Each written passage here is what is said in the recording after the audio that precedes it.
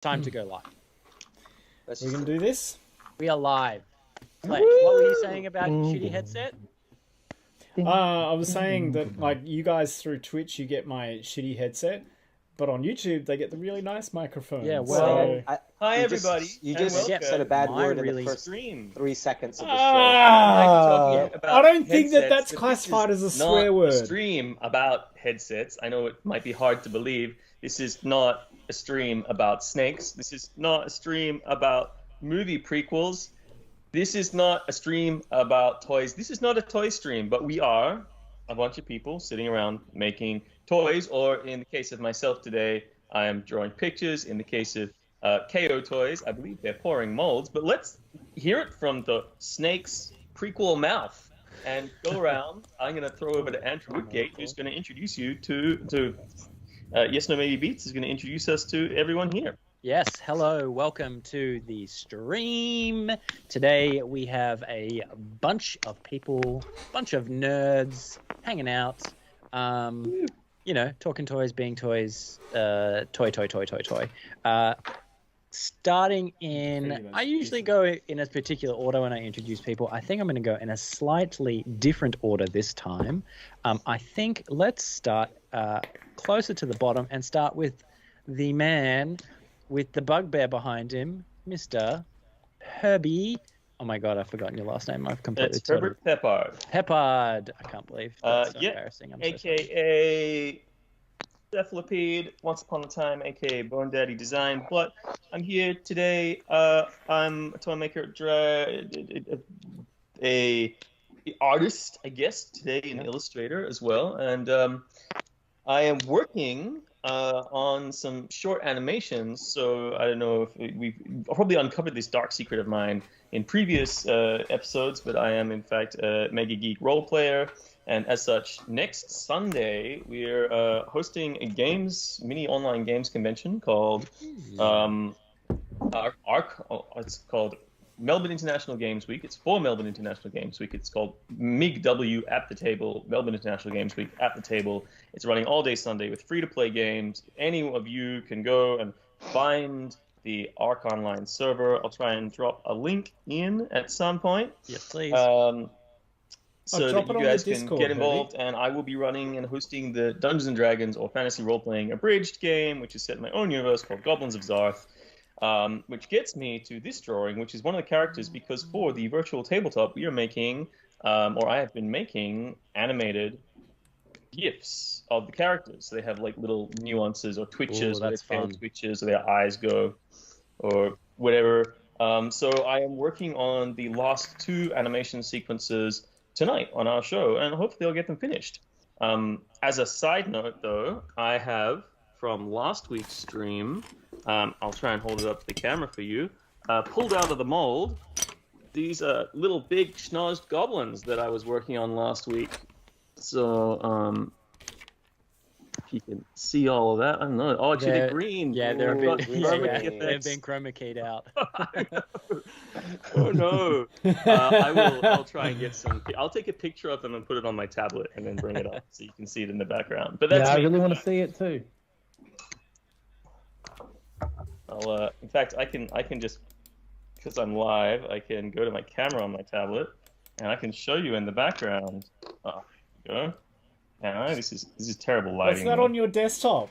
Can you see these little guys? Xvideo.com. There you go. Yep. Yeah. So, as you can see, I pulled about 4 of these guys out of the mold. I've done them all in this teal, and these are for the Goblins of Zarth.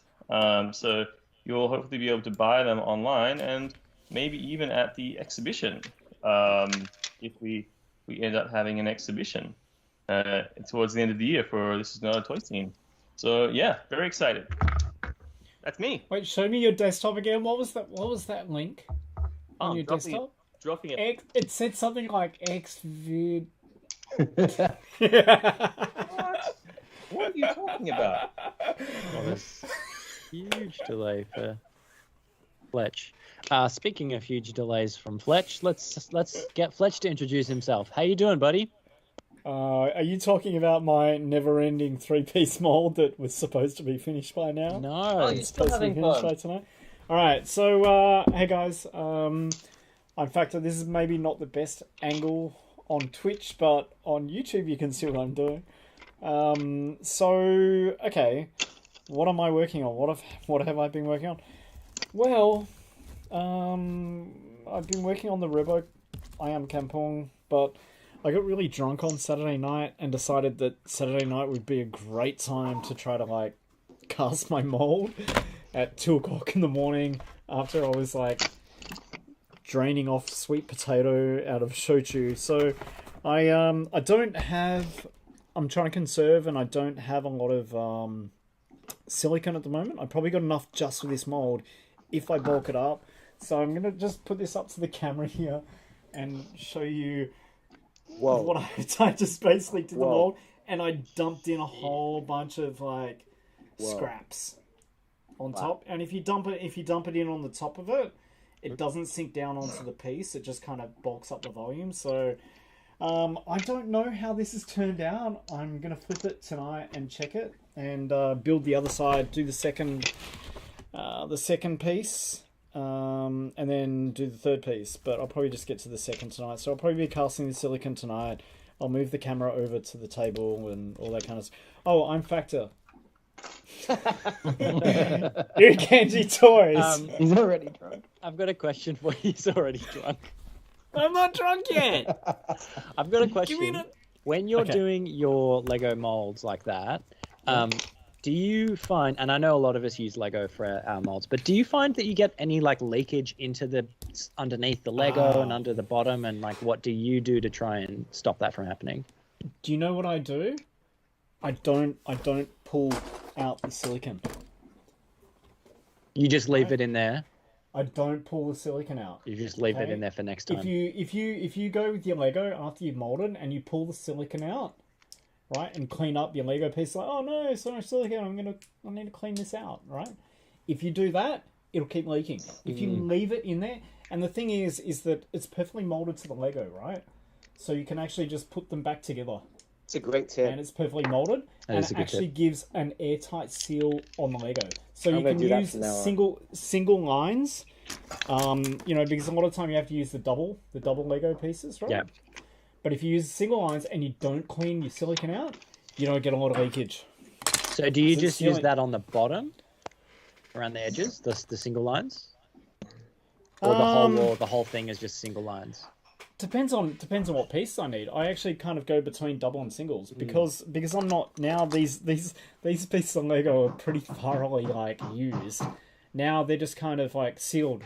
They've got most of my pieces of Lego got silicone in them. Yeah. So it's not leaking too much.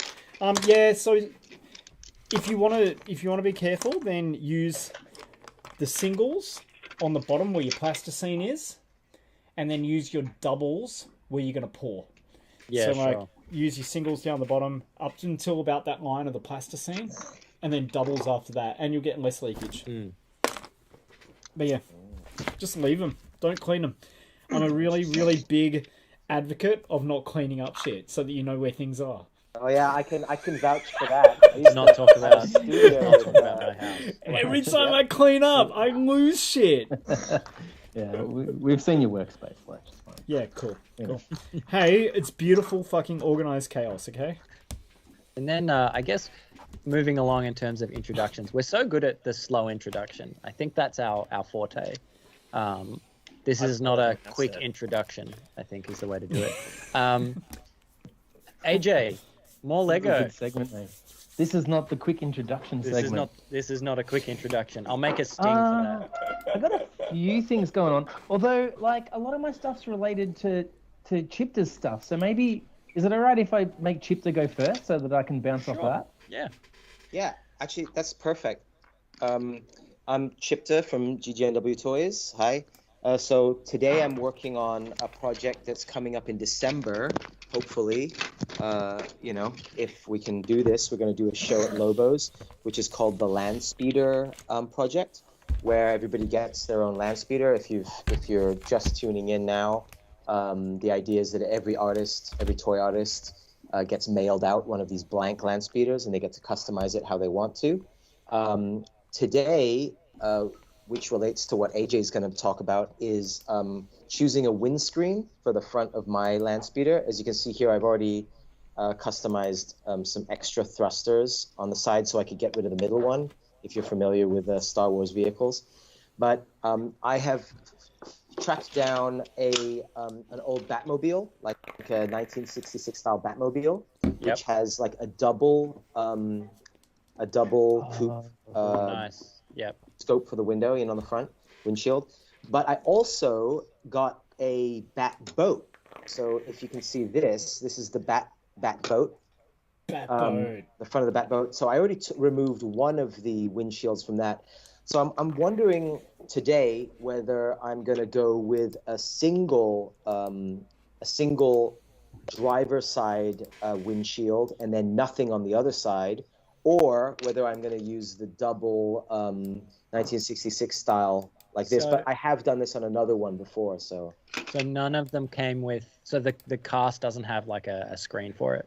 Yeah, I think the idea for that is that everybody is going to have to customize their own windscreen, right? Yeah. Everybody's got to. Look, AJ's got his right up there. So his one still looks like it's still in its original form. It doesn't come with a windscreen, but it does come with a panel. Do you have that panel with you, AJ? The panel is what covers the legs, so it gives it that toy-esque feel. Yeah. So you can slip your figures in there, and you don't even have to have a windscreen if you don't want to. It still looks cool. Yeah. But the idea is that if everybody does their own version of a windscreen, that really makes every single one of them look different. But that's what's going to relate to what AJ's doing. And then go ahead, AJ, talk about what you're up to. Okay, so a few things, but just bouncing off that. So I've got one of the land speeders here. So yeah, this is how they'll come when people order them, just with the base piece, the little control panel, which is separate and it sits over there, so you can customize that however you want. Really, it's a separate piece, and also the last jet, which sits on here. That's right. That way. That's it. Yeah. That's it. So no windshields, which is not a big deal really, because a lot of people won't use windshields or they want to customize their own windshields. But I went and visited Chipter and he gave me a couple of original windshields. Now you'll have to remind me. This is from the 1977 version, yeah. So this is from the 77 version, and this is a really cool windshield. It's very kind of like high and very sort of curved. Yeah.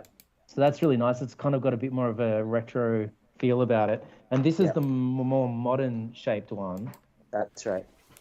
That one's actually off of a Fisher-Price one, but it's actually more movie accurate because the one in the movie is lower. Yeah. And Yeah, that's right. And these ones have a blue tint as well, which just made me realize that I could do tints for people, like custom tint colors if people wanted. I could do that. That would be so badass. Yeah, but this one's cool as well. So depending on what style you're going for, it's kind of lower. It'll make it look more. Yeah, it's a lot more modern. It's more like sleek. Pretty cool. So yeah, I've actually molded this one up. This one that I've got in my hand here, and I'll be doing that and pouring clear resin and putting those in the pressure pot, and I'll make another mold for this one as well. So there'll be an option for people to get those windscreens if they want. It's totally optional though, because it's a good idea. You can do a windscreen, you cannot do a windscreen, you can make your own windscreen. That's totally fine. Yeah. Do you know how much that's going to cost approximately per piece? Do you think? So I'm gonna charge 10, plus like 5 shipping. So so 15 if you want that, and obviously if you're local, I can just drop one off to you. Speaking of shipping, there are a few. I need to coordinate with both Herbie and AJ about some previous toy winners from the giveaways. Oh, do we have an address?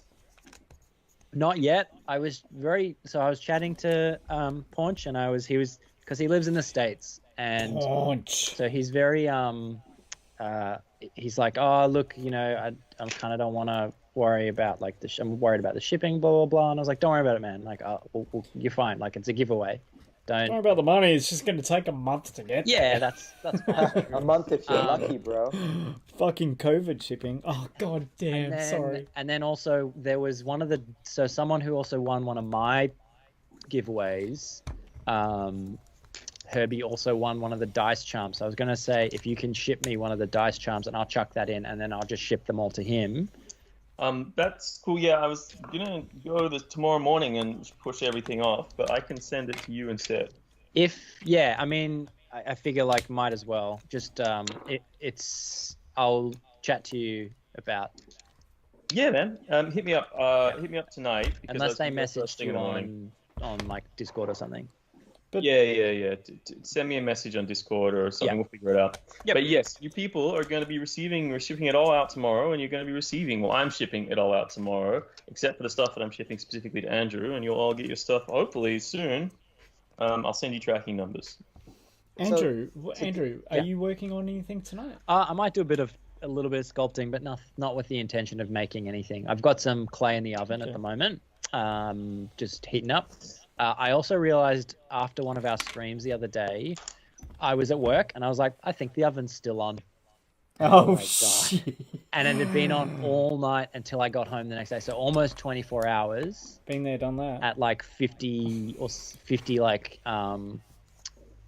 50 degrees or something like that. No, it was low. It was just like enough to warm up the monster clay. Just drying, So just like the lowest it could go on. So it did actually. I checked my electricity bill and it wasn't as bad as just like using the heater for a couple of hours. It was actually like better than that. So I was like, kind of surprised. Hey guys, can I just give a moment of like, hell yeah, just for a second? So I've just pulled the plasticine out, and honestly, like it was 2:00 in the morning, and I was really, really drunk.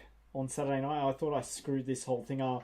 I thought like I got the ratios because it's cold, right? The silicon's been. This is a 24-hour set silicon. It's the Solid Solutions 500, right?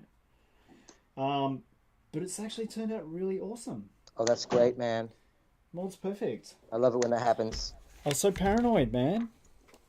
Anyway, sorry. Congratulations. I apologize. I just had that moment of like, oh shit, yeah, this is good. Nice.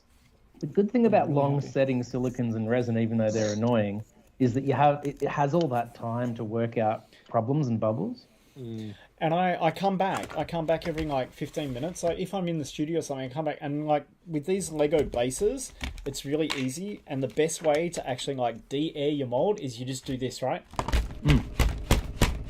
And it flexes, and you just like boom, boom, boom. Every 10, 15 minutes, come back and just go. And it moves the air bubbles off the surface. Wow. Yeah. I sometimes just do the classic blow onto the top of it. Yeah, you don't need these like vibration plates and all that stuff. You just, if you want, but the blow. You can just use like a if you want to get it, but I don't really care about that too much. Like on the surface of it. Oh, you're talking about before you pour it, Andrew? No, I mean once I've poured it. So before I pour it, I'll bang it, and if it's a slow setting one, I'll leave it for 5-10 minutes, and then it gets the air bubbles on top, right?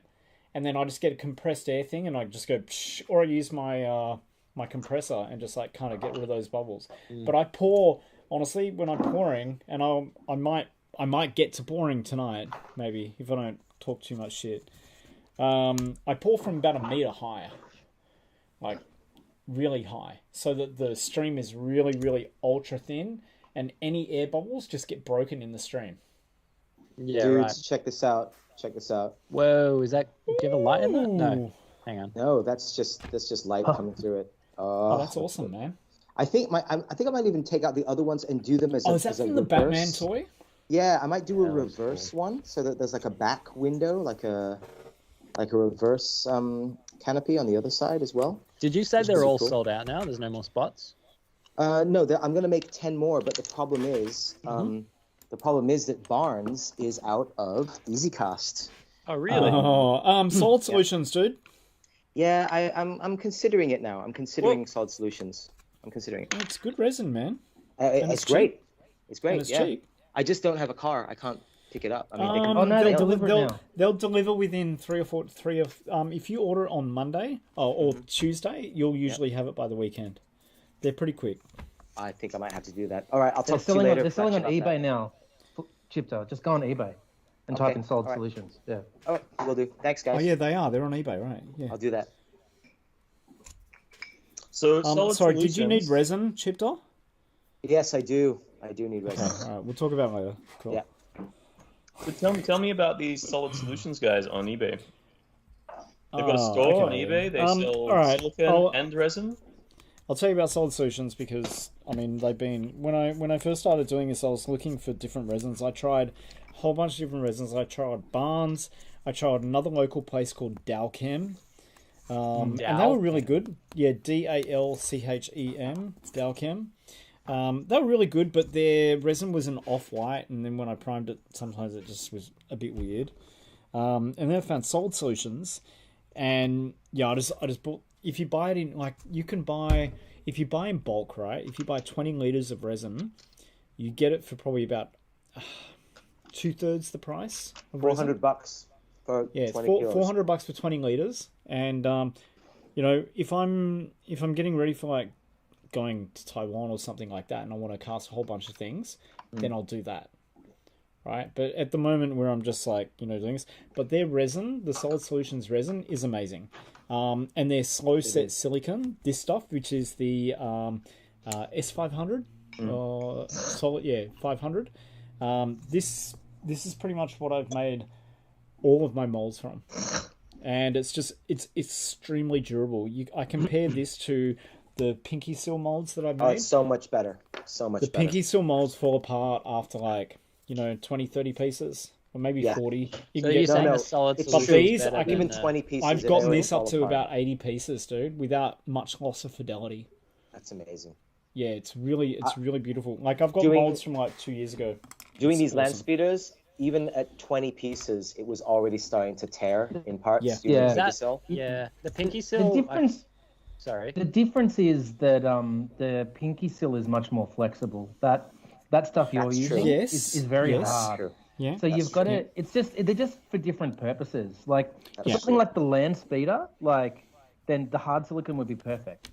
But if Yeah. you've got something that you need to kind of stretch it to demold out of it, then that Solid Solution stuff's not going to cut it. It's not going to do it. You're going to end up Yeah. slicing it. So That's true. That's true. That's true. And the longevity, and the thing with the Solid Solution stuff is that if you're getting the volumes that you're getting from Barnes, it's equivalent pricing. It's when you go up in the volumes that suddenly you can get to the industrial volume, and that's when it's really, really cost effective and awesome. It is heaps. But yeah, you're right. I have very rigid pieces, you know, like, Yeah, that's and right. things that I'm making. Most of the So stuff for we're me, doing is so you for don't, me you it's don't need the perfect. Pinky Seal stuff for most of the stuff we're doing. Yeah, for me it's perfect. I mean, I've got molds there that are really old, and I've cast like 40, and I can probably still whack out a couple of pieces from them, you know. Except for my Grimecha one, that one's fucked. Yeah.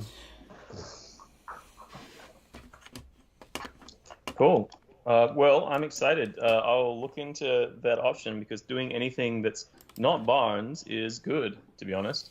Barnes is just expensive and unreliable sometimes in their stock supply. And They are. Very true, very true. SolidSolutions.com.au, they went through 2 years of not having a lot of their product. They were also because I bad. think they had problems with China and shipping and that. But now they're back. And Herbie, they've got so many different types of resin as well and silicon. Yeah, wow. So it's yeah.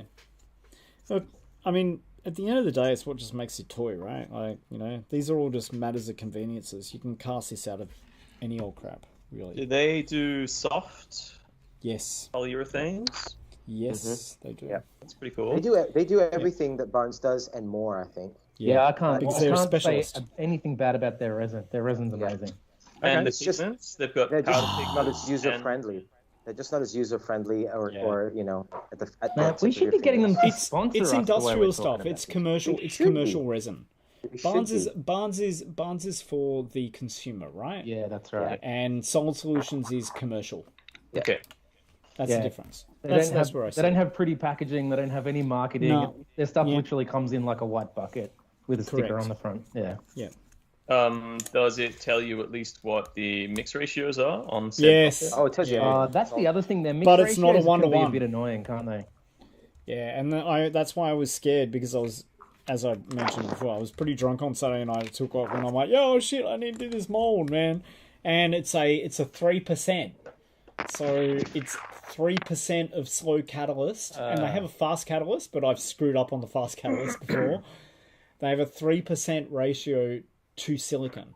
So the reason my molds are always coloured blue is because I will take a little bit of resin dye and mix it in with the 3% catalyst. Because if I don't do that, the silicon's white and the catalyst is clear. So I put a little bit of like the blue dye in it, so that when I mix it, I can see the white streaks and I can make sure that it's mixed properly. Bombs away, AJ. Bombs away. I think close this up is on good. this bad boy. I'm also doing a mold tonight Pouring a for mold right now. for the sculpt that I did for ZNG Toys. That's AKA Liam. Hold up. Oh yeah. So his little skeleton bandit, bandit from Bluey. So for those who are familiar with that project that we're working on, we're also going to be pulling a mold. So that's done. Should I pressure pot this or not? What is it? Silicon? Yeah. I do. Are you gonna? You remember what you said to me last time? Are you going to pour the resin in a pressure pot? Yeah. Then See, that's you the need to put answer. I don't silicon know, in the because this pressure is pot. going to be... I think you will, because it's I think you should gonna just be try clear. and experiment Just do it and give it a anyway. go. All right. Give it a go. I'm going to leave, but I've got wireless headphones, so... Yeah, This been is- there, done that. This is my... Every This so is, often- this is our other segment. It's called... Adventures with This AJ. It's okay, AJ. Every so often, This is if I not disappear, fair, I've just gone to the toilet. You know, I turn my headset on mute so that people don't hear it, but really I've just gone and taken a piss.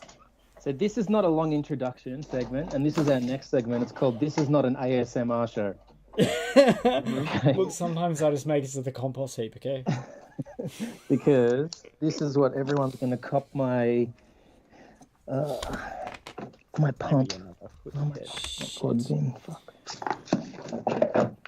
So I was pretty happy with the way this came out. I did a very the little guy. I did a very I did just a one piece. I actually used the top of a spray can lid to make this little goblin character, because that was the perfect size to pour the silicon in. And it created a really, really nice sort of like cavity, a really nice sort of solidity to the mold, which means that for it, it's a slice mold, so the lines are really clean, and there's almost no flush on this thing, Yeah, nice.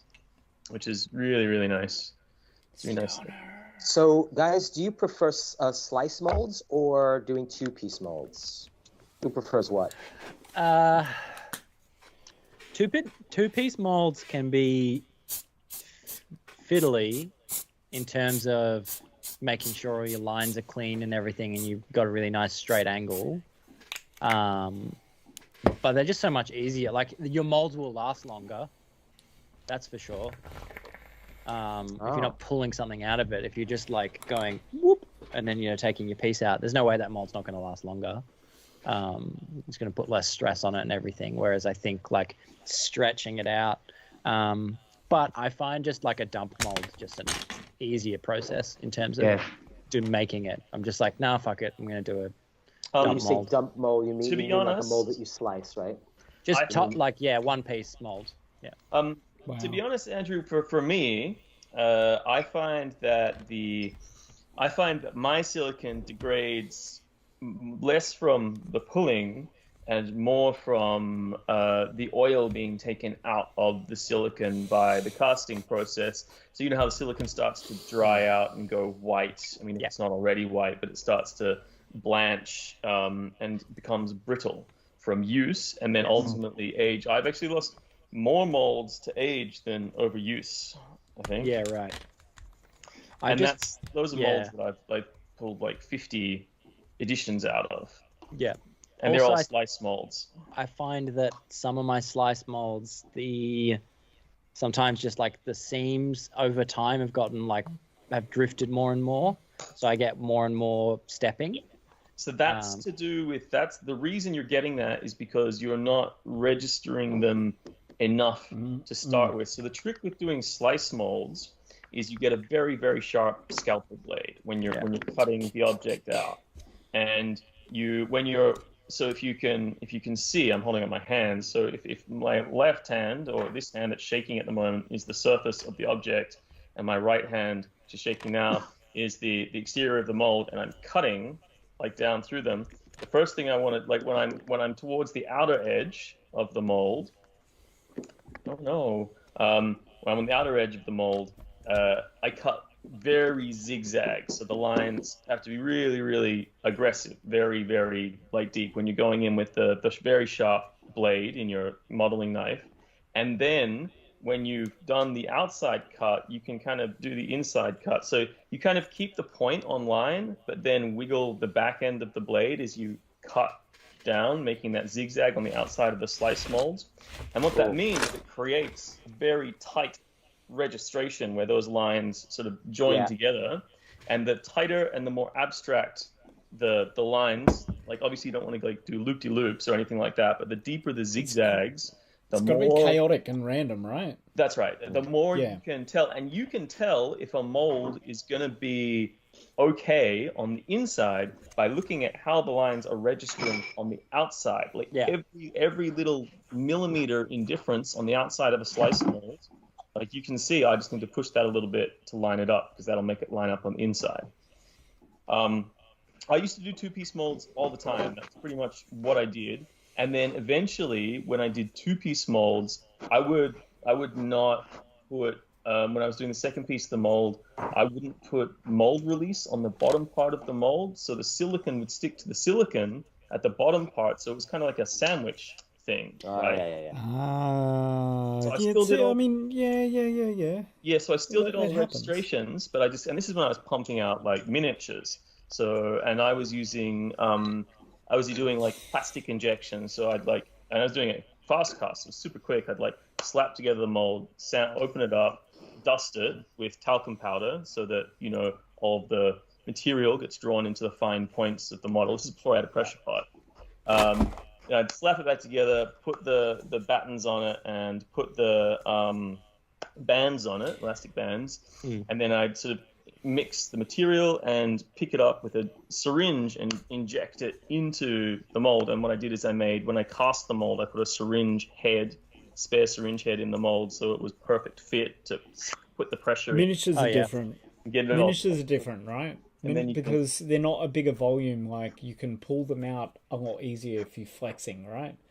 I think miniatures are a little different, right? They are a little different. You can pull them out easier, but miniatures mostly are designed to go in lead molds. They are designed to be reasonably flat, to not have overhangs. At least traditional miniatures, more like lead miniatures. Anything pre-2000 was definitely designed for maximum molding efficiency in that way. But I always I would get more flush on multi-part molds than I ever did in slice molds. You get no flush on slice molds. I am the complete opposite direction to all you guys. Like 3-piece molds, 4-piece molds for me. If I go to 5-piece molds, I love multi-piece molds. I've gone in the total opposite direction. Yeah, you're a mold master, though, bro. You're like the mold master. Yeah, but what I love about it is that there is no, I see a lot of stuff and a lot of YouTube videos going like, you can't cast this because you'll have an underhang. And I look at it and I'm like, 3-piece mold, that's fine. Yeah. You can vent that.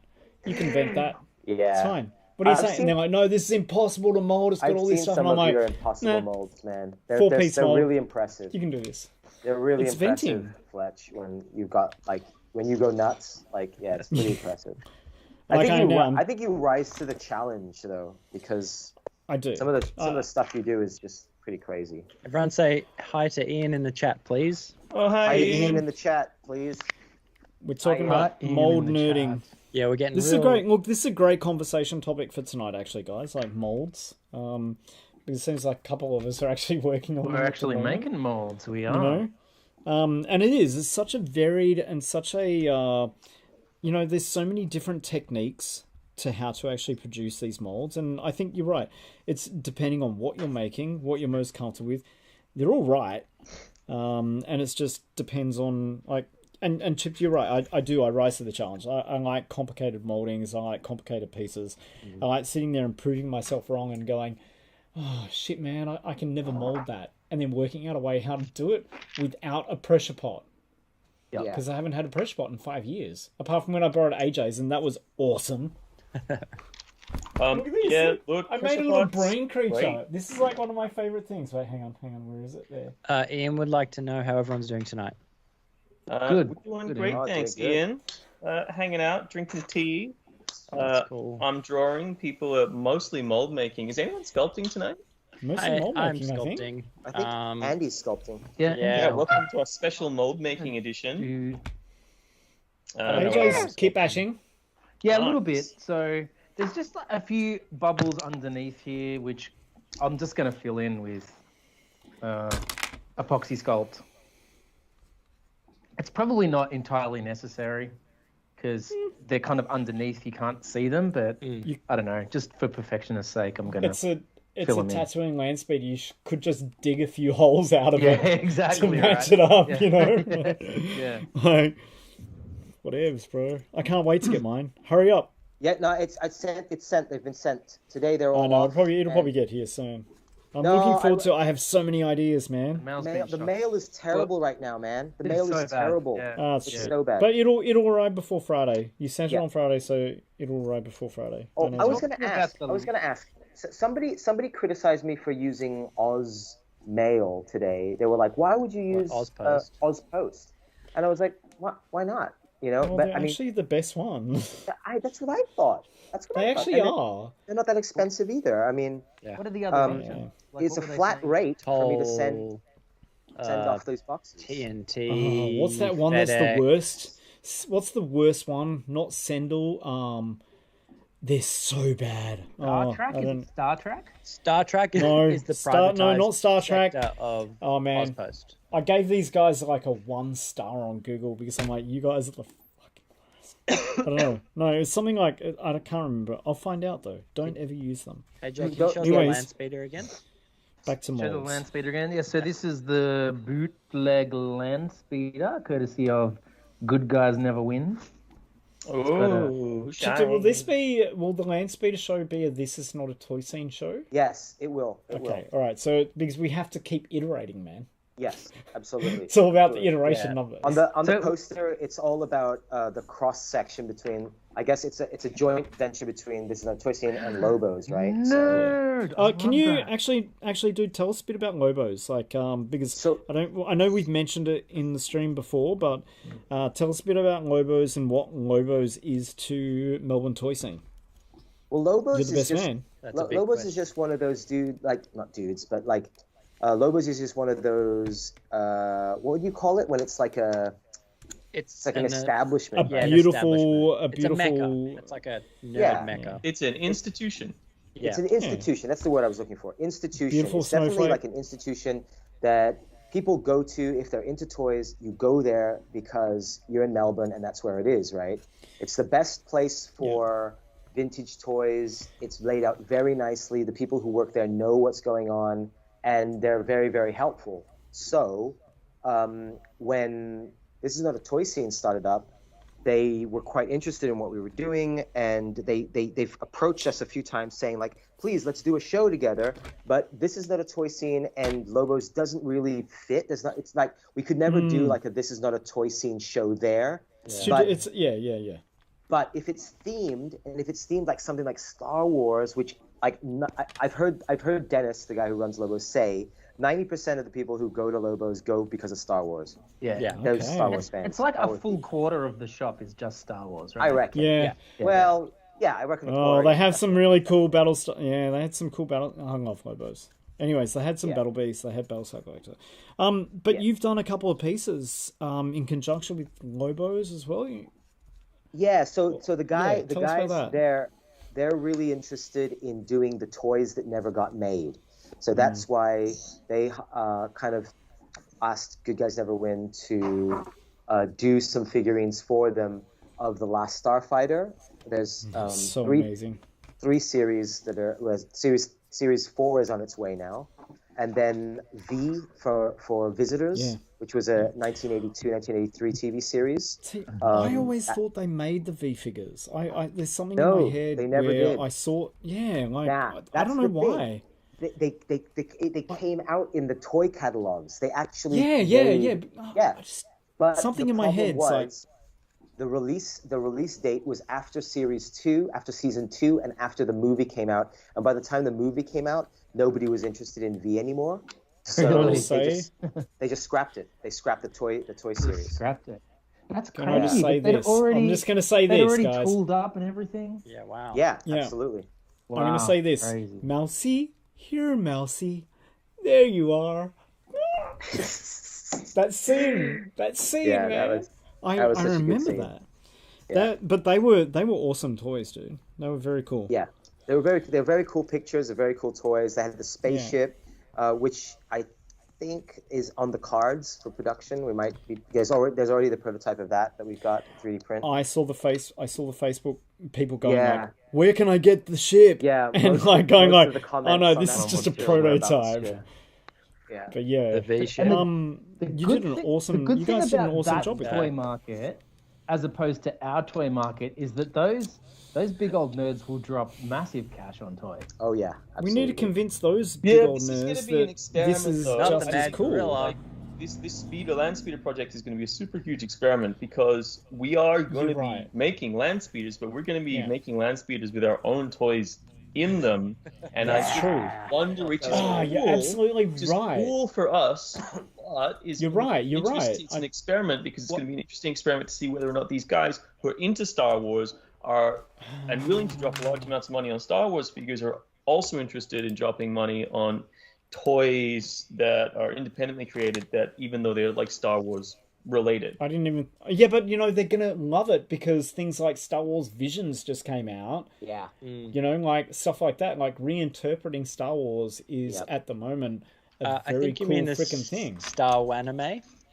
Star Dude, Wanamatrix? it's amazing. Sorry, Star Wanamatrix. It's amazing. Let's not go into it too much, but I haven't Chip watched and it I yet, but had a moment the other day, and it is... Is that fan We made? jizzed all over ourselves. No, yeah, it's we like- did. It was amazing. I still have Disney. one or two to go, but I preferred it to What If. I love What If. I thought What If was great, but having read the What If comics, but this, Yeah, What If comics were really good. yeah, So, like, you know how there was the Animatrix, right? Which was the first Western kind of, like anthology kind of anime series, right? Yep. And then they did a Batman one after that, which I called the Batmanimatrix. And then the Star Wars one came out. I'm like, oh, it's the Star Wanamatrix. So I get you. I think Look, you're I'm just gonna gonna say do the figures, Andrew. I think you're just gonna have to do it, man. the one I'm do looking Star forward Wanamatrix to. figures. Star animation. Star I'm looking forward Wanimation. to the Blade Runner, Black Otis series. Anyways, segue back to Lobos and back to that. I think that you're right. I didn't actually think about it's a crossover, right? Like we are doing Star Wars, but we're actually presenting our own work as well. So maybe that's Matrix is sick. because I was thinking like, how do we get these guys into stretching out their perception on toys, right? They already love toys, but you can love a toy that doesn't specifically have an IP. Yeah. Right. And I think that this is probably going to be an exercise in education. I actually think it's a great idea because we're like, here's something you like and something we make, and then hopefully what'll happen is that in the long term, Lobos, like if we can like convert this client base that Lobos already has, the idea of supporting, hey, this independent Australian toy scene, these art toys. Then maybe over time, Lobos will be more inclined to have like a cupboard which is dedicated to Australian independent toy creators. Like that'd be Yeah, cool. there's still a couple. Like, there's a few pieces in there. Some of John's stuff. John C. Yeah. John C. stuff's in there. That the blue milk monster. The Star Wars one. The from. Oh yeah, that's cool. What's it called? What's that movie? The Last Jedi. I think it's Star Wars movie. From the Star Wars The movie. Last Jedi. The one that movie that was universally loved by all. I did love it. I really did love it. I love Ryan Johnson. Right? I didn't like it, but not because of all the like anti-Star Wars shit that people were like, Princess Leia can't have the Force. It was just, I didn't like it as a film. I thought like its use of music was really Leia's always had the Force, though. Yeah. I've got no qualms with any of that That's stuff. canon. Yeah, I'm not arguing any of that. My problem had nothing to do with any of the real grumpy Star Wars, bullshit. Lore stuff, and more as a film, I didn't like the way it was made. I didn't like the pacing. I didn't like its use of music and sound design and stuff like that. And I didn't like the cinematography. It was all like that. That was the things I didn't like about it. The Star Wars stuff, I liked. I liked the stuff. I liked when the big spaceship fucking flew into the other spaceships. That was fun. Yeah, I loved it. Cool. I never had any problems with any of the new Star Wars movies. Do you know why?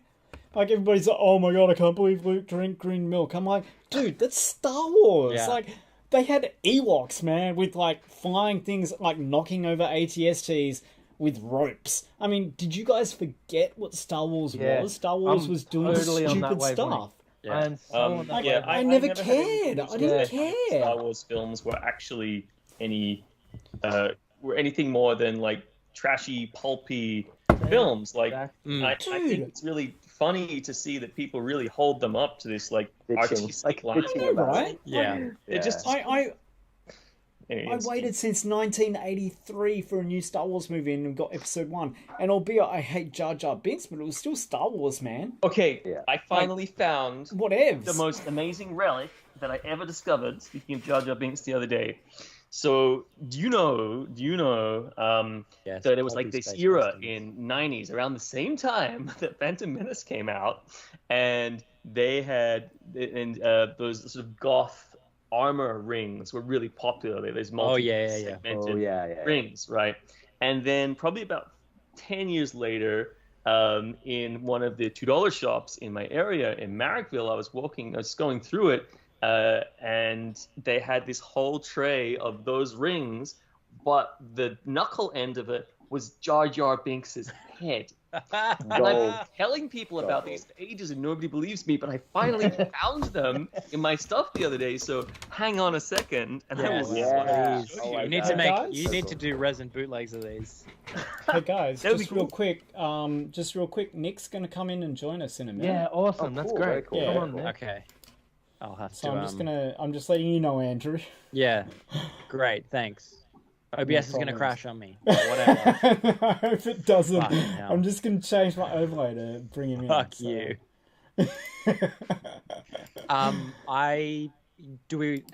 I'd put money on OBS crashing when Nick joins the chat. Well, I hope not. Also, I haven't. He's going to resize and everything. I'll put. Mine's him on. perfect now. Mine's perfect now. Like all of this, the fixes and that I did. Yeah, As but soon as I don't somebody- have. as soon I as don't have a somebody source came in- set up for his thing at the moment. Well, okay. He is a new Nilsy source, MB so- says that the visual effects in The Last Jedi were good though, which I can't. I'm not going to deny that. All right. I had no problems with the. Are you ready? that stuff. People Amazing picked display. on all of those movies, dude, but like it's still Star Wars. Like they were pissed off about spoiler. So- Like, oh, how is Rey Palpatine's thing? yeah. But like, whatever, man. These are the rings. That's Oh so my good. God. Okay, and then what? What the actual hell? I have the power of the world in my hand. Yes, I want the He power. forgot the power. Dude, that's so cool. That's Yeah. crazy. And the crazy thing is, I thought they'd be facing away from you, but they're actually facing towards you. Yeah, So yeah, that's what only- I was gonna Only do you too. know how nerdy it is. That's right. It's like, imagine being in like some goth nightclub with one of those, like picking up some girl or something. I don't know, or some Yeah. other human. I love your rings. And then he's like stroking it seductively down their side of their face. How do you like me now? Also, it's like you've stuck your finger in his mouth Yeah, but- as well. We should So have big, nightclubs not like got a that. pretty face.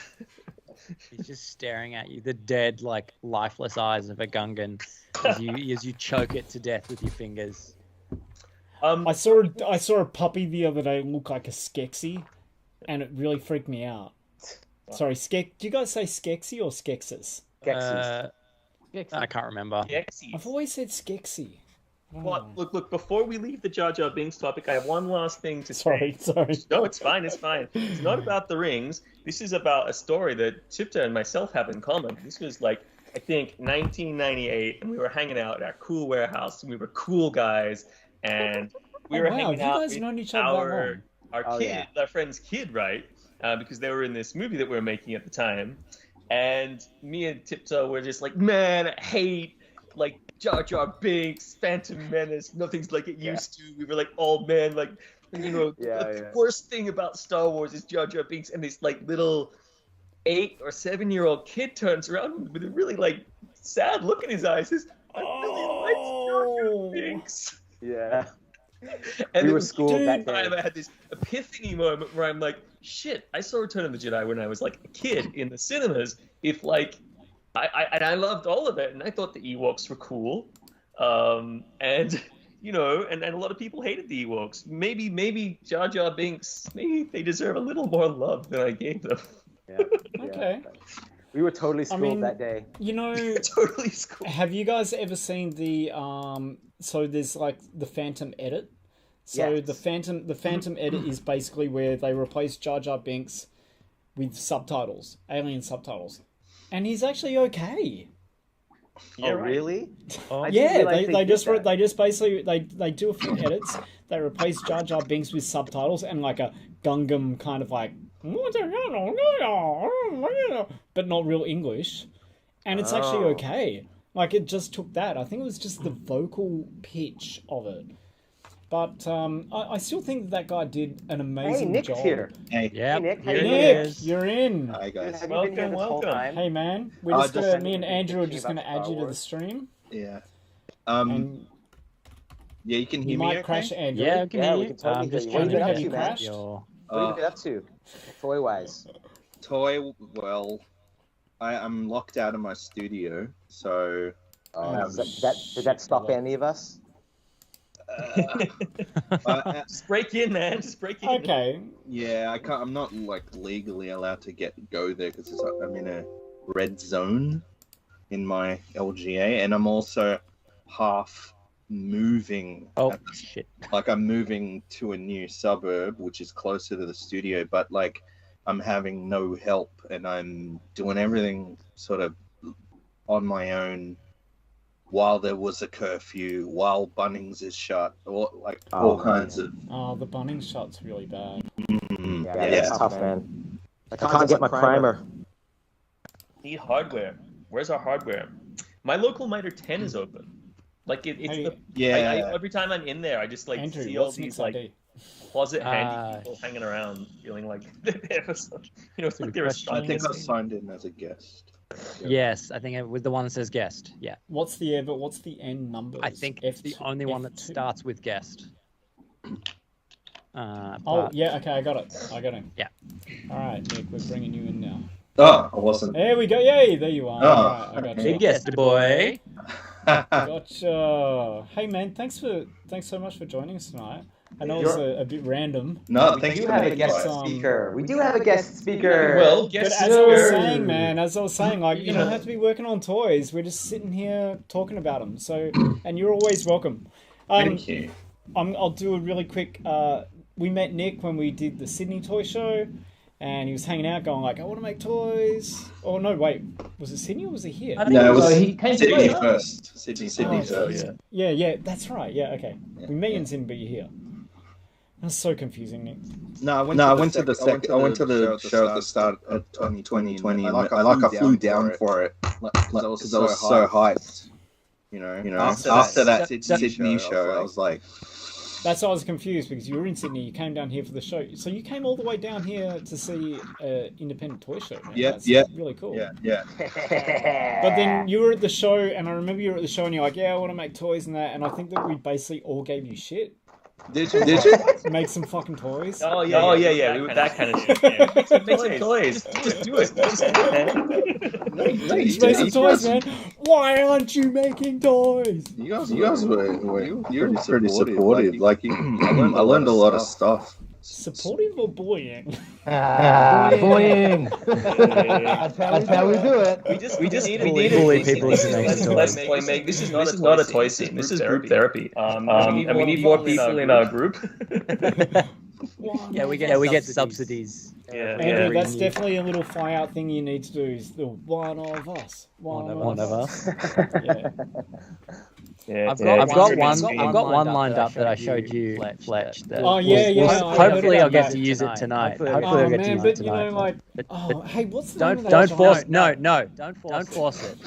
All right. All right. Okay. You know what I was doing there, right? I know what you're doing, and I don't Okay, want it to all right, happen. It needs okay. to be purely organically. Okay. And I don't want any bloody, Yeah, I hear. I know. I won't fuck shit. It's all cool. I do have one where it's a nerd, where it just flies across the screen. Saw that before. I was happy with that. So Nick. Yeah. So how's things up there? How's it all going in general for you? I mean, it's pretty slow. I'm finding that I'm not doing anything artistic for quite a while, but that's starting to hurt, you know. And I'm constantly, like every day or every evening I'm watching things about the craftsman or like molding and casting. I get all that. I'm listening to podcasts. Like there's one called Toys on Tap. And it's just that one. it's I listen to Marsham. Marsham. Yeah. They haven't come back yet, have they? And I don't think so. No. George Gaspar doing something and then George disappearing? No way. Yeah. But Nick, like, okay, all right. So you're not doing creating. Is that because you're locked out of your studio and you don't really have the space where you can do it? That's one thing. It's just been a lot like. I have to work from here, and I'm a teacher, so I'm teaching online. Oh, okay. What do you teach? Yeah, I get it. Animation. I get it. That's what I'm doing. Very crappy animation right now. I'm really lucky, Nick, in that, like, you know, my day job, but I can move between rooms and stuff. Sometimes I'll be in studio, sometimes I'll be in there. But I know what the grind is like when you're sitting there on a video chat every day, all day from 9 to 5. And then your creativity at night is like really shit. So I would suggest coming on and hanging out with us on Monday nights, because we've been so damn productive when we've all been pretty kind of slack in lockdown. Yeah. All right. In the last 5 weeks. And dude, you can do stuff from home. Like, even if it's just drawing something or doing animation like what Herbie's doing, you know? I'm now opening up some of my toy designs, and I'm keen to see it, man. Yeah. Have you got any stuff that you've sculpted on anything on hand that you can't hold up to the screen? No. That's okay. That's fine. Also, if you want to just jump in the chat and drop your Instagram. Yeah, because you can see Nick's art on his Instagram, and you can see his toys are like really close to his, and it's Minto Primo stuff. He'll follow you, man. I want to see these toys made, and if I have to bully you to see these toys made, that's just what I'm gonna do. It's not use the B word, but encourage. You want me to put the I think your idea. In the Steam stream, Twitch chat. I have to go back to it. Anyways, Nick, we were talking about molds and making silicon molds. I was listening, what's your experience with mold making, and what are your favorite kind of like molds and silicons to use and all that kind of crap? I haven't got heaps of experience with it. I've tried it a few times, and I've had a disaster or two. What was the disaster barrier? It was like I didn't understand how things leak through the tiniest hole. And I had to let it. I feel it. It's I tried to use the Coke bottle. I used to Coke. Like I was making a mold for a bot. Like I decided to take the arm off the head off, just have a torso and legs as the subject. And I used the Coke bottle and tried to what kind of mold, like It was I cut the zigzag in the side. It was a one-piece mold. One-piece cut mold. Yeah, and I did like because I started to learn about wax that Scott Hensey uses. So I he makes his own. There's a video of him talking about his own recipe for making like he makes his own wax. He makes his own wax, and it's the one you would have seen on my Instagram that I talked about. Okay, sorry, who's this guy? Scott Hensey. Ninja Turtle guy, right? Yeah, I sat down, put my headphones on, and he said he makes his own wax, and I assumed you were talking about videos. I was like, oh yeah, it's that. Yeah. There's this one video, and it's just him showing like the benefits of using wax, and he tells you his entire recipe. Yeah. I know a lot of people get into it, and a lot of people do it. I got a comment on my YouTube the other day, which was kind of weird. Anyways. Talking about how all the professionals only use wax to sculpt with, and that there's no mastery. That's just not true. You're not a master unless you're using wax and all that kind of stuff. And I'm like, I know a lot of professionals that use a lot of different stuff. And I understand the benefits of wax, but to make a professional piece, like, dude, like back in the 70s, the Star Wars guys were taking other figures and basically sculpting over it with clay and then like hacking toys. Like half the Star Wars figure prototypes are hacked toys. Yeah. It's toy hacked, right? Like they're not, molding these legs like perfectly. No, they're taking it from something else and adding some clay on it, right? It also is completely discounted completely wrong as well. Exactly what I was going to say. They're about 15 years behind the technology. Because all the professionals, everything is 3D sculpted now. Yeah, for the mass-produced stuff. Totally. Okay, this guy sounds cool. I want to check out his. So he makes his own wax. I've been curious. It's a good video. It's a. Who did I give my? I gave my monster clay to somebody because I bought monster clay. Me. You gave it to me. Oh, did I? Did you use it? Yeah, I'm using it. I'm using it right now. Oh, good man. Ben, and I tried it, and for me, for what I was doing, like, it just wasn't my thing. I think everybody has their own kind of materials and that they gravitate towards. Mine is epoxy sculpt and hacking. I like hacking toys, man. I never heard that attitude before towards like the wax thing, like only the pros, only like never heard that elitist. You get a lot of comments on YouTube, man. Wax in your YouTube comments. Oh wait, hang on. Look, I'll read it out to you, and you guys can tell me what you think of this comment. Okay? Yeah. All right, and I'll just pull it up, and you guys can tell me what it says. But he totally misunderstood. Like, I used the word master, but I wasn't using the word master as in I'm a master. I was using it as in like master this is a masterpiece, right? And I think it's is it? Really? Well, you've got tickets on yourself, don't you? Please. He took it the wrong way, and I'm like, dude, I'm not a master. Hang on, I'll read you the comment, and you guys can tell me. Arrogance. I know, right? Masterpiece. I know I talk a lot of shit, but arrogance is not one of my failings. You walked right into that one, Fletch. I did, but I wasn't listening, so... Well, you said masterpiece. You called it a masterpiece. Just after talking about... There was a space! Being like, I said the word master. There was a space not to mean in I'm between a master. I meant master like masterpiece. Yeah, there was a space there. It's a masterful piece. Not that I'm a master. Space piece, not...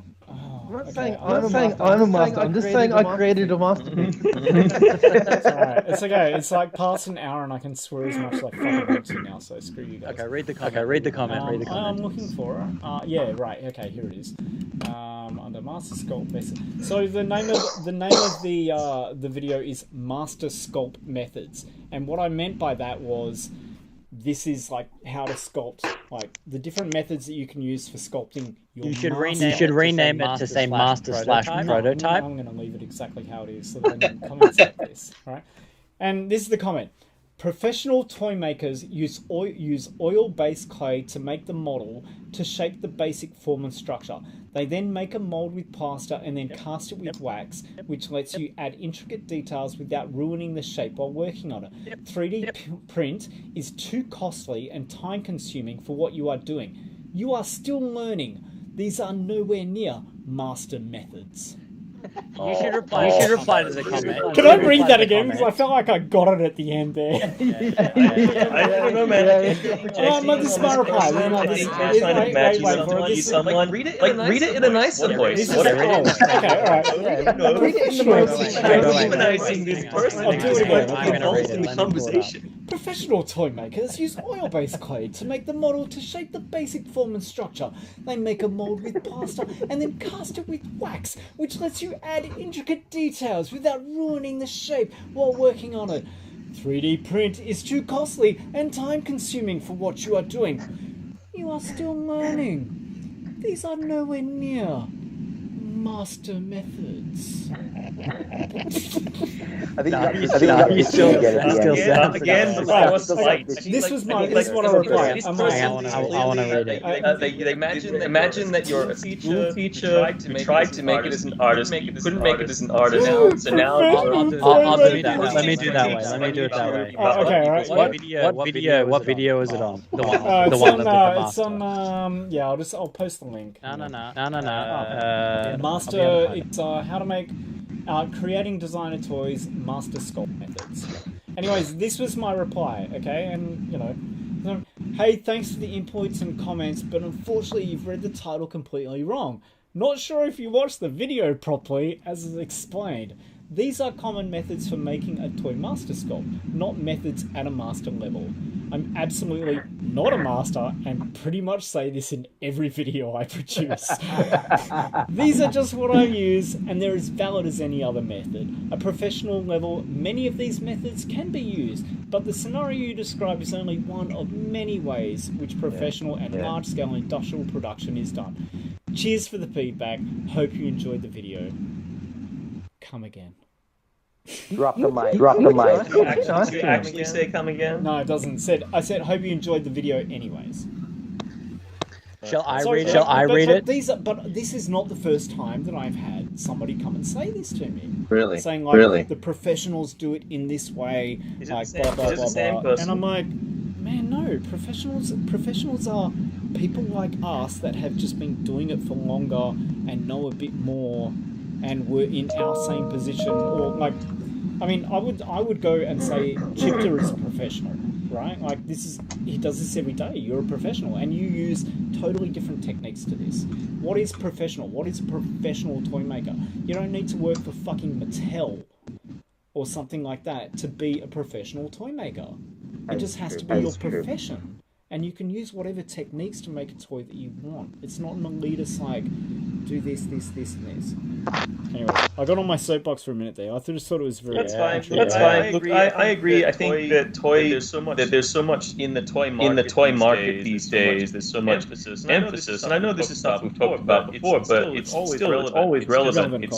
It's all about perception and the difference between a collector and a maker. What a collector sees in an object versus what a maker sees in an object. And these scenes that grow up around like specific modes of toy making. This guy, clearly these people, they're not into toys, they're into like movies, or they're into a particular type of toys.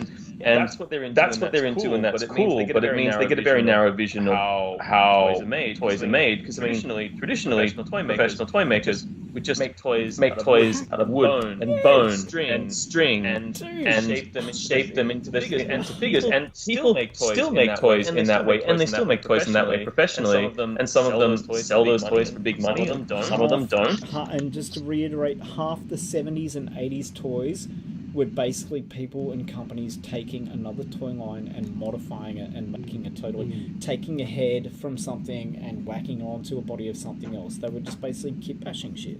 And look, to be honest, like there when I was in my very limited amount of time, sort of hanging out with the toy company they used to work at a long time ago. That was a reasonably high-end professional toy company. They were like Chipter was always trying to push innovation within the company, but the other half of the company was just taking other existing toys and going, how can we make our version of this? Exactly. Yeah. Exactly. Totally. Yeah, so you guys have seen it firsthand. Like, Chipter, what do you think of this? Right? Hello, Chris. Let me show you. You've worked in the professional industry, right? Let me show you. Everyone say hi to Chris in the chat. Hey, Chris. What do we have on here, AJ? So this is what I've been working on during the week. To go into my land speeder. Can you see the land speeder on screen? Yeah. Wow. Yeah. So cool. Yeah. So cool. Are you making your rank code doing the landscape? So I looked into getting a Rancor figure, and you can't get them. You can get them, but like unless I wanted to sell the figure for thousands, there's no way. But I found a 3D model online. So I just printed it out, and I'm so happy with the print. It's amazing. It's so good. Wait, is that your build size? They're from Are you making it into a rat rod? Oh man, it's so many parts. That's my build plate size. Okay. Okay. Yeah. And then the head was a separate part. Even this is a separate part. This peg is a separate part. The jaw was a separate part. So the head is technically articulated, although it looks a bit wacky if you move his head around. The leg is separate. The foot's separate. Yeah. So I just wanted 3D print. I just wanted to have like crazy big, like I'm thinking of doing like wrapping style. Yeah. I think I like that. I like that idea. Yeah. You mentioned that earlier in the pre-chat when we told you to shut up about talking about your toys. The little. But yeah, the rat thing style, like where it's like with the handlebars and like Yeah. So you'll have like a nice little. I'll sculpt up a little gear knob. I might even do like instead of the 8, you know they used to have the 8 balls on the gear knob. I might do a little Death Star on the gear knob. Yeah, that's a great idea. A Death Star 20-sided dice. Sorry. Yeah, something like that. And having him so he's just like massive, just sitting up here like this, and I'll flame all this up and chrome it up and everything. That's awesome. That is so good. I've been kind of like inspired by you know our friend, our mutual friend Lewis. How he uses his Instagram like a blog, the way he blogs his articles. And it's so cool. And I just was looking. I was reading stuff one day, and I was like, well, I could do that too. I reckon we could try to get Lewis on here one day.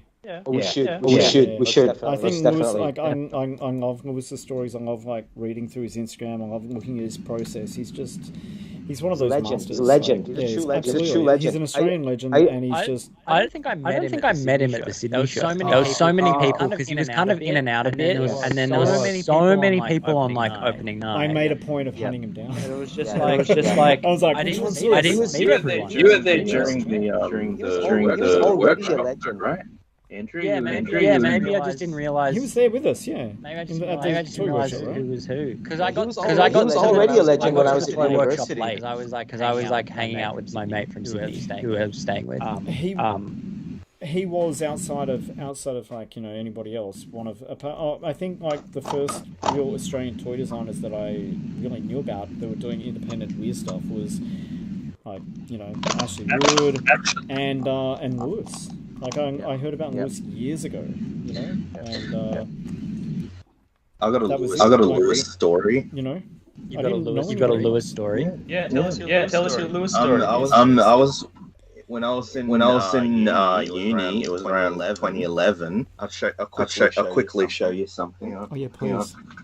So I made this character. Right. That's cool. Oh, cool. And Lewis came to our class, and he was the guy that they just asked him to teach us how to make a maquette.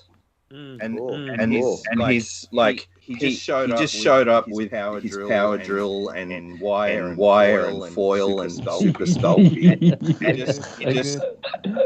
just lit our brains on fire. We're like, make your character, because this character's made for animation. And he goes, you can make your character and they can come alive, and it informs your decisions for your I was just so blown away by it, and then I got so into it, and then that's what I made. See? You didn't have anything to show us. You're a liar. Yeah, what are you talking about, dude? That's sick. And I couldn't believe. I had no. I don't know. I've never done that. That's A plus. I was distracted. Dude, she's so awesome. Cool. Double A plus. Thanks. Yeah, cool. Can you tell us a bit about the character? Is there a story here? Well, it's a uni assignment, and I wanted to make an animation, which I didn't. I ended up not finishing it, but you did a little bit of it. Yeah, I did a little bit of it. She's dope, man. That's very good. So good. Yeah. I can imagine. I would love to go to one of Lewis's classes. To be honest with you, you know what you want to do. What you want to do is go to his house. I've never been. I want to do that too, but I do also like that teaching mentoring thing. But yes, I want to go to his house in the mountains. Yes. Apparently he lives in the Blue Mountains. Apparently he's got like a Totoro giant Totoro house. Like it's a giant Totoro you can walk into. Apparently it's amazing. And he's got a movie theater. He's built and it's like based on like an existing old movie theater or something. It's like old Buck Rogersy. Like even the doors are sliding doors. I don't know. Let's talk to Lewis this week and see if we can get him on. Yeah. Well, I mean, next Sydney, this is our toy scene show. We're gonna have to go on a field trip. To Lewis's place in the Blue Mountains. How do you think he feels about us saying, "Hey, Lewis, we're all gonna come and hang at your house"? He would love it. He would love it. Stay at his house. We go up for like a day trip to Blue Mountains. We can find a good camping spot. And show us all his Astro Boys. We could bring like a packed lunch. He's got a tea house in his garden in the shape of Totoro. How long does it take? That's what I was talking about. That's the room. Oh, that's the tutorial. It's about an hour and a half, 2 hours on the train. It's not that far. Like in the morning. Go up in the morning, hang out. But I mean, if we wanted to do it like an Airbnb. I think maybe get some nice rooms at Carrington, which isn't that expensive. We can do that. Toy camp. Is there a bar there? Nice historical hotel. Toy camp. Is there a good country pub? Well, you're bringing the alcohol. Anyway. Oh, this is true. Getting work off is a bit harder these days. And our other mutual friend Minty lives up there too. Minty Moss lives up there too. They would be very happy to have us up there. Yeah, I went to visit Minty Moss up there. Well, I went up there a while ago with my mom. We were going to stay in Carrington as a little treat to ourselves, which is very nice. And I caught up with Minty Moss when I was up there. That was in between the last lockdown and the last lockdown. So it was a nice opportunity. I caught them on a day. We just hung out and talked, and they showed me their swords because they are also a sword fighter like me. I don't know Minty Moss too well, just the work, not the person, but I love the work. She's amazing. So Minty Moss, she is mad on toy maker and doll maker and doll collector, and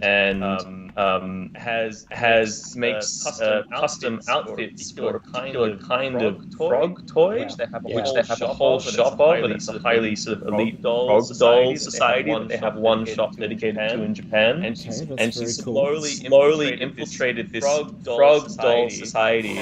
Has now made she makes these frog dolls and they sell them in the shop in Japan. I didn't know this, really. Yeah. Because I wasn't sure if that was like the frog was her design or kind of exactly what the go with that one was. No, it's just a thing. Yeah, she came down for not Supernova.